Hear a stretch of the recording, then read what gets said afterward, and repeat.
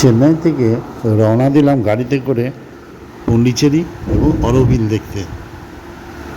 পন্ডিচেরি চেন্নাই থেকে 135 কিলোমিটার দক্ষিণে অবস্থিত একটি ইউনিয়ন টেরিটরি। এখানে দেখার মতো অনেক জিনিস আছে। প্রধান আকর্ষণ অরবিন্দ আশ্রম, মায়ের মন্দির অরোভিল, পন্ডিচেরি মিউজিয়াম, চার্চ এবং আরও অনেক কিছু। তাই একটা গাড়ি ভাড়া করে বেরিয়ে পড়লাম পন্ডিচেরি দেখার উদ্দেশ্যে। 4 সিটের গাড়ি, আসা যাওয়া ভাড়া 6,000 টাকা। চলে গেলাম পন্ডিচেরি মিউজিয়াম। পন্ডিচেরিতে ইতিহাস অনেক প্রাচীন। পল্লব রাজারা তৈরি করে একে একে সেখানে ডাচরা আসে। লাস্ট অবধি ফ্রেঞ্চ কলোনি ছিল, সেখান থেকে ব্রিটিশও ছিল। লাস্টে স্বাধীনতার পরে তারা মূল ভারতের সঙ্গে যোগ দেয়। সেই জন্যে পন্ডিচেরির আকাশে বাতাসে ফ্রেঞ্চ কালচার।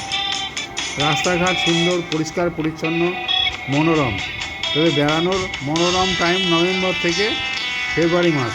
আমরা গরমের মধ্যে গিয়ে হাজির হয়েছিলাম। খুব একটা অসুবিধা হয় না, তবে অরবিন্দ আশ্রমে জায়গা পাওয়া মুশকিল।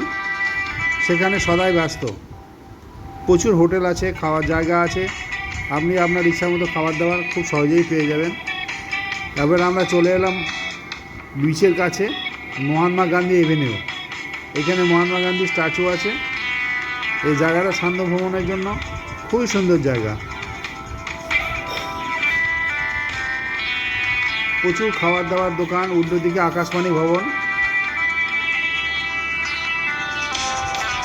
এখানে এসে সবাই বিনোদন করছে, ছবি তুলছে, চারিদিক ঘুরছে।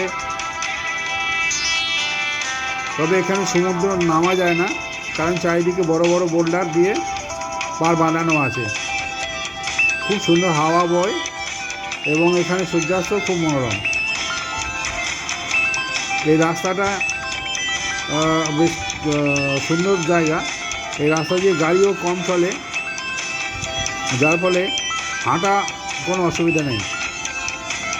কিছু কিছু জায়গায় গাছ লাগানো হয়েছিল। তারপরে আমরা চলে গেলাম অরোভিল, যেখানে মায়ের মন্দির।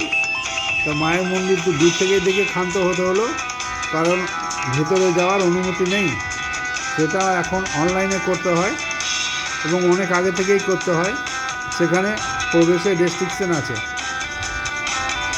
ভিডিওটা কেমন লাগলো জানাবেন। ভালো লাগলে লাইক করুন, শেয়ার করুন।